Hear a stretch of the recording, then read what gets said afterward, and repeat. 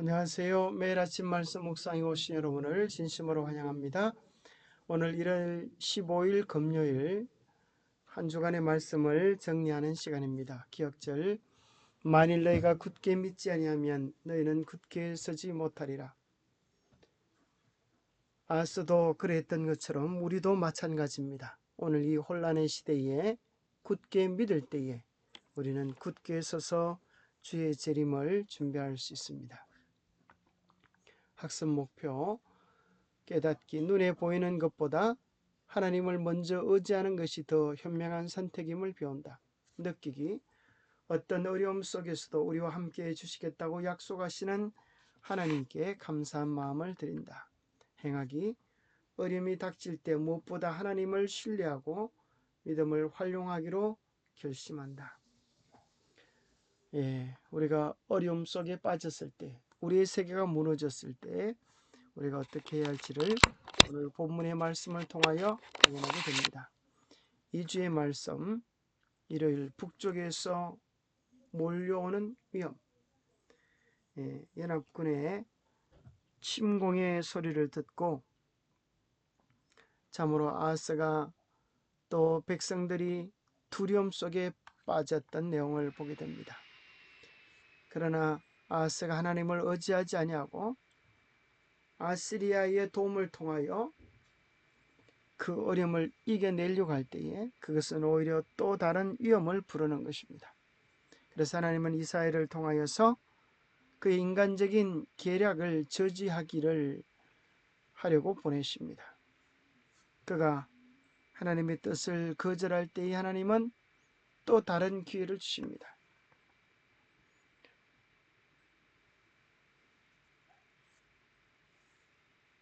하나님은 그가 징조를 구하지 아니했지만 처녀가 잉태하여 아들을 낳으리라고 하는 메시아적 징조를 약속해 주십니다.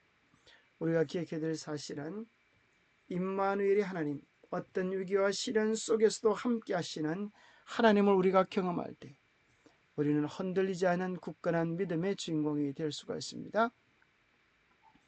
이사야 7장 1절에 보면 우시아의 손자여 요담의 아들인 유다의 아하스 왕 때에 아람의 르신 왕과 르말라야의 아들 이스라엘의 베가 왕이 올라와서 예루살렘을 쳤으나 능히 이기지 못하니라.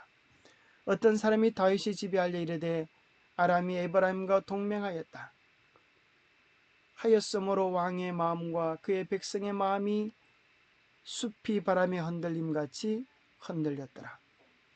여기 아람과 북방 이스라엘의 연합군이 침공해 오는 소식이 왜 이토록 두려움을 가져왔을까요? 그 이유는 1차 침공의 타격이 컸습니다. 역대 28장 5절에서 8절에 보면 그 1차 침공의 내용에 대하여 이렇게 기록해 줍니다. 그의 하나님 여호와께서 그를 아람 왕의 손에 넘기심에 그들이 쳐서 심히 많은 무리를 사로잡아 다맥색으로 갔으며 또 이스라엘 왕의 손에 넘기심에 그가 쳐서 크게 살육하였으니 이는 그의 조상들의 하나님 여호와를 버렸습니다. 르말랴의 아들 베가가 유다에서 하루 동안에 용사 12만 명을 죽였으며 에브라임의 용사 시그리는 왕의 아들 마시아와 국내 대신 아스리감과 총리 대신 엘가나를 죽였더라. 이스라엘 자손이 그의 형제들 중에서 그들의 아내와 자녀를 합하여 20만 명을 사로잡고 그들의 재물을 많이 노력하여 사마리아로 가져가니 참으로 엄청난 황폐가 있었습니다. 그런데 또 그 연합군이 제2차 침공을 한다고 하니까 아하스는 겁에 질려버린 것입니다. 용사 20만 명이 죽임을 당하고 왕자도 죽임을 당하고 여러 총리 대신이 죽고 아내와 가족을 합하여 아내와 자녀를 합하여 20만 명이 북방 이스라엘 사마리아로 잡혀간 이란 때에 있던 것입니다. 교과 38페이지에는 이렇게 기록해 줍니다. 북방 이스라엘과 수리아 아람은 연합하여 남쪽에 위치한 작은 나라 유다를 침공하려 하였다. 이 일은 유다가 에돔과 블레셋으로부터 공격을 받아 쇠약해졌을 때에 일어났다. 과거에도 유다는 이스라엘과 싸웠으나 이스라엘과 수리아의 동맹은 압도적인 위험으로 다가왔다. 이 어려운 때에 그의 세계가 무너졌을 지려가는 이러한 때에 우리는 어떻게 합니까? 어려움 때에 우리는 본색이 드러나는 것입니다. 정말 누구를 의지하는지, 누가 우리의 주인인지가 결정되어집니다. 아하스는 하나님을 의지하기보다 눈에 보이는 인간적인 세력을 의지했습니다. 열왕기하 16장 7절에 보면 아하스가 아스로 왕 디글랏 빌레셀에게 사자를 보내 이르되 나는 왕의 신복이요 왕의 아들이라 이제 아람과 이스라엘 왕이 나를 친히 청하건대 올라와 그 손에서 나를 구원하소서 했던 내용을 발견하게 되는 것입니다. 지도로 보면 이 남방 유다를 북방 이스라엘과 아람 왕 르신이 연합하여서 이제 치려가는 것입니다. 참으로 엄청난 위기 속에 빠져 있는 것입니다. 그럴 때에 그 위에 있는 아수르 제국의 싸움 자랑기로 유명한 디글랏 빌레셋 왕을 통하여서 이 두 나라를 치도록 도움 요청을 구하는 것입니다. 어떻게 보면 전략적으로 대단하고 도움이 되는 것 같지만 사실 이 전쟁의 본질적인 문제는 눈에 보이는 세력의 문제가 아니었습니다. 이 아하스가 하나님을 버리고 우상 숭배 속에 빠졌기 때문에 사실은 하나님의 허락하심 속에 징벌을 받고 있는 것이었습니다. 그러나 그의 죄를 깨닫지 못하고 오히려 또 다른 하나의 마음의 우상, 눈에 보이는 우상 아수르 제국을 섬기고 도움을 요청하는 일은 더 하나님의 마음을 아프게 하는 그의 계략이었을 뿐입니다. 그래서 하나님은 그 일을 저지하기 위하여 선지자를 보내어 이야기하십니다. 바로 이 두 나라 아람과 북방 이스라엘은 마치 이제 다 타다가 조금 남은 부지깽이 그루터기에 지나지 않는다라고 말씀하셨습니다. 다 타고 남은 부지깽이 그 그루터기를 두려워하거나 무수하지 말고 낙심하지 마라. 오직 너희가 굳게 하나님을 믿어라. 그리하면 너희가 굳게 설 수 있겠다. 간곡히 이야기하는 것입니다. 그리고 그 나라들은 65년 내에 북방 이스라엘이 패망하여 다시는 나라를 이루지 못할 것이다. 그렇게 이야기했음에도 불구하고 아하스는 하나님의 뜻을 받아들이지 않습니다.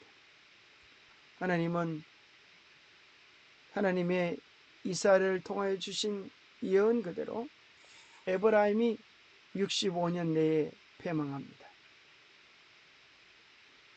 우시아가 문둥이 되기 2년 전의 사건이었는데 바로 이 사건 2년 우시아는 25년 동안 앓다가 사망했습니다. 요담 15년, 16년, 아하스 16년, 히스기야 6년을 더하면 65년이 됩니다. 실제적으로 정확히 65년 후에 북방 이스라엘이 멸망하게 되었습니다. 하나님의 약속을 믿었더라면 그는 얼마나 견고한 나라가 될 수 있었겠습니까? 낙담은 가장 영웅적인 믿음도 흔들 수 있고 가장 확고한 의지도 약하게 할 수 있습니다. 그러나 하나님께서는 그 모든 것을 이해하시고 여전히 동정하시고 사랑하십니다. 하나님께서는 동기와 마음의 의도를 훤히 아십니다. 모든 것이 어둡게 보일 때에 끈기 있게 기다리고 의지하는 것이 하나님의 사업을 지도하는 자들이 배워야 할 교훈입니다. 하나님은 역경의 날에 그들을 버리지 않으실 것입니다. 표면상으로는 무력한 것처럼 보이지만 자신의 무가치함을 느끼고 전적으로 하나님을 의지하는 영혼만큼 강한 것은 없습니다. 사실 우리의 본질적인 문제는 우리가 하나님을 전적으로 의지하는가 아니면 인간을 의지하는가의 싸움입니다. 하나님께서 설계하신 길을 믿음으로 행하라. 시련은 올 것이다. 그러나 앞으로 전진하라. 이것이 그대의 신앙을 굳게 하고 그대로 봉사하기에 적합한 사람이 되게 할 것이다. 화요일 또 다른 기회. 여호와께서 다시 아하스에게 말씀하셨다. 만일 네가 내 말을 확인하고 싶으면 표적을 구하라. 하늘에 있든지 땅에 있는 것이나 무엇이든지 좋다. 그러나 아하스는 또 다른 기회조차 거절합니다. 아닙니다. 나는 주를 시험하지 않겠습니다라고 대답을 했지만 그러나 그것은 겸손의 대답이 아니라 하나님의 뜻과 하나님의 제안에 대하여 무관심한 그의 믿음 없음의 모습이었습니다. 그래서 하나님은 이사야를 통하여 말씀하십니다. 왜 하나님을 괴롭게 하느냐? 왜 하나님을 괴롭게 하느냐라고 말씀하시는 것입니다. 아하스는 왜 징조를 구하지 않겠다고 반응했습니까? 얼핏 보기에 아하스의 대답은 경건하고 공손한 것처럼 보입니다. 그는 수백 년 전 이스라엘 백성이 광야를 방황할 때처럼 하나님을 시험하고 싶지 않았습니다. 그러나 과거와 다른 점은 하나님이 그에게 자신을 시험해보라고 허락하신 것입니다. 하나님께 다함이 없이 풍성한 선물을 달라고 요구하는 것은 그분의 인내심을 시험하는 것이 아니라 그분을 기쁘게 하는 것입니다. 아하스는 믿음을 몰아내고 만문의 빗장을 굳게 걸어잠그고 말았습니다. 두 번째, 그에게 주어졌던 기회도 사라져버리고 말았습니다. 수요일 아들의 징조. 그러나 하나님은 더 큰 징조를 보이시겠다고 약속하셨습니다. 그러므로 주께서 친히 징조를 너희에게 주실 것이라. 보라, 처녀가 잉태하여 아들을 낳을 것이요 그의 이름을 임마누엘이라 하리라.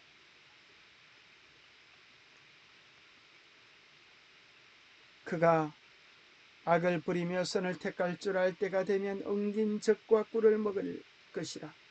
대저 이 아이가 악을 부리며 선을 택할 줄 알기 전에 내가 미워하는 두 왕의 땅이 황폐하게 되리라. 이 예언의 말씀은 궁극적으로 700년 후에 예수 그리스도의 탄생에 적용되어집니다.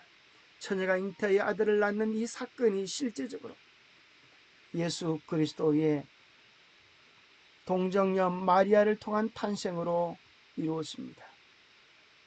보라, 처녀가 잉태하여 아들을 낳을 것이요 그 이름을 임마누엘이 하리라 하셨으니 이를 번역한 적 하나님이 우리와 함께 계시다니라. 놀랍게도 성경 말씀 그대로 처녀인 마리아가 동정녀 마리아가 잉태하여 임마누엘 하나님을 낳은 것입니다. 예수 그리스도가 이 땅에 오셔서 우리의 믿음 없음을 해결해 주시고 우리에게 구원의 길을 제공해 주신 것입니다. 그 시대적 상황 속에는 이렇게 성취되었습니다. 바로 이것을 메시아로만 적용을 시키면 15절 16절이 어려워집니다. 자, 여기 이야기하기를 그 아이가 선을 택할 줄을 알기 전에, 이 철들기 전에 내가 미워하는 두 왕의 땅이 황폐하게 되리라. 이 두 왕이, 두 나라의 왕이 망할 것을 이야기해 주고 있는 것입니다. 그런데 이것이 700년 후에 일어날 예수 그리스도의 탄생에 적용을 그곳에만 적용을 시키면 문제가 생깁니다. 그래서 궁극적으로는 예수 그리스도의 탄생에 적용이 되어지지만 부분적으로, 역사적으로는 그 아이가 누구한테 적용이 되는가 하면 이사야의 아들 둘째 아들 곧 마헬살랄 하스바스에게 적용이 되어집니다. 만약에 아하스 왕이 하나님께서 주시는 징조를 믿고 하나님을 신뢰했더라면 그 아이의 이름은 임마누엘이 되었을 것입니다. 그는 임마누엘의 축복을 받았을 것이 분명합니다. 하나님 우리와 함께 하시는 축복을 받아서 북방 이스라엘로부터 또 아람으로부터 또 아시리아부터 지켜주시는 축복을 누릴 수 있었을 테이지만 아하스는 하나님을 신뢰하지 않았습니다. 눈에 보이는 강국인 아수르를 신뢰했던 것입니다. 이사의 아내로부터 아들이 태어나긴 했지만 그 아들의 이름은 임마누엘이라는 이름에서 마헬살랄 하스바스라고 하는 이름으로 바뀌고 말았습니다. 그 이름의 뜻이 무엇입니까? 노략이 신속히 말이라. 노략이 신속히 말이라. 하나님이 우리와 함께 계셔서 우리가 주님의 보호 안에 주님의 도심 안에 있다라고 하는 축복의 운명에서 그들이 하나님을 의지하는 믿음을 저버리고 인간을 의지했을 때 노략이 신속히 그 나라를 침공해서 빼앗아가는 결과를 거두게 된 것입니다. 지도자 한 사람이 하나님을 신뢰하느냐 마느냐에 따라서 한민족과 백성의 흥망성쇠를 결정하는 것을 보게 됩니다. 목요일 소지 우리와 함께 계시는 하나님, 우리에게 있어서 정말 중요한 것은 인간은 실패하지만 하나님은 결코 실패하심이 없다는 교훈을 배우게 됩니다. 임마누엘의 하나님, 하나님은 우리와 함께 계십니다. 이보다 더 강력한 보전과 위안은 없기 때문이다.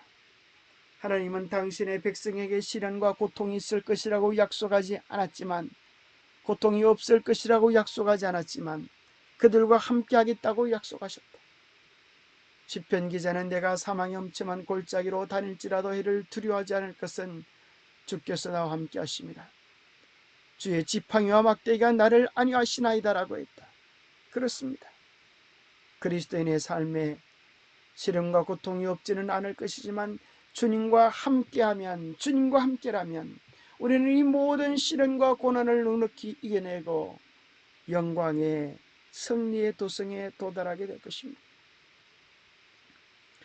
하나님은 구약 성경 속에서 그들 가운데 성소를 짓게 하여 그 마을의 중심에 가셨습니다. 이제 예수님의 초림 때 예수님은 임마누엘의 이름으로 오셨습니다. 하나님 우리와 함께 계시는 놀라운 이름으로 오셔서 우리 곁에서 함께 사셨습니다.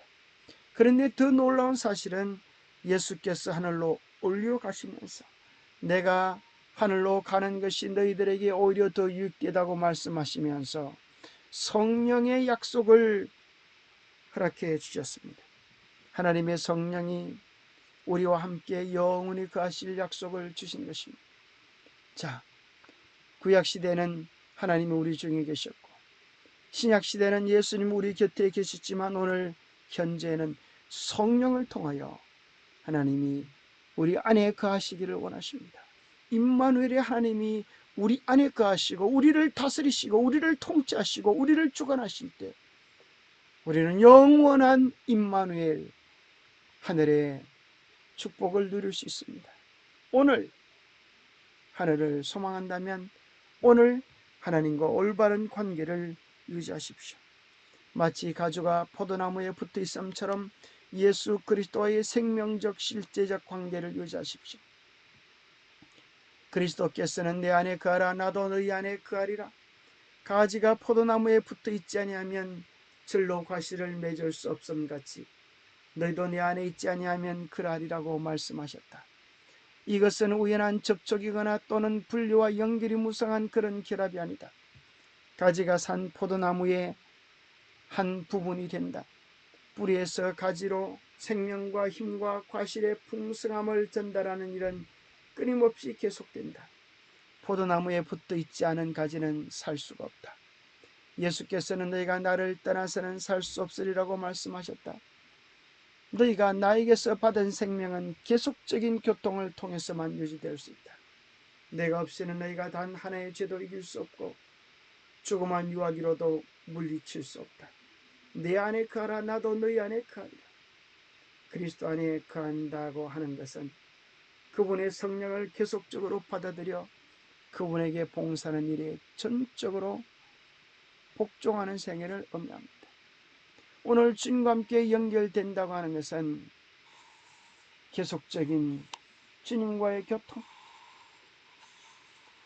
전적인 순종의 생애를 살아가는 것을 이야기합니다.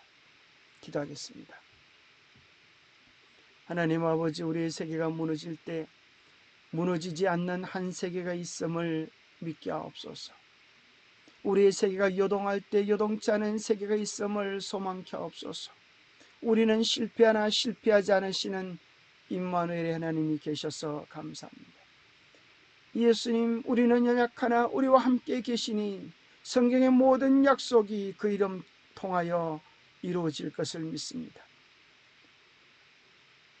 무엇보다도 그 이름의 약속이 영원토록 우리의 것이 되기를 간절히 원합니다. 우리로 경험케 하시고 우리로 느끼게 하시고 우리로 맛보게 하여 주셔서 임마누엘의 하나님의 축복 속에 죄를 이기며 세상을 이기며 자아를 이기며 삶이 변하여 주님 닮아가는 아름다운 은혜를 경험하게 도와주시옵소서. 언제나 세상 마지막까지 함께 하실, 영원히 함께 하실 주님을 바라보며 그 이름으로 승리케 하여 주시옵기를 우리 주 예수 그리스도로 모자하여 간절히 간구하옵나이다. 감사합니다. 임마누엘의 하나님, 언제나 우리와 함께 하시는 그 하나님을 누리시며 또 그 축복을 경험하는 복된 날 되시기를 바랍니다. 감사합니다.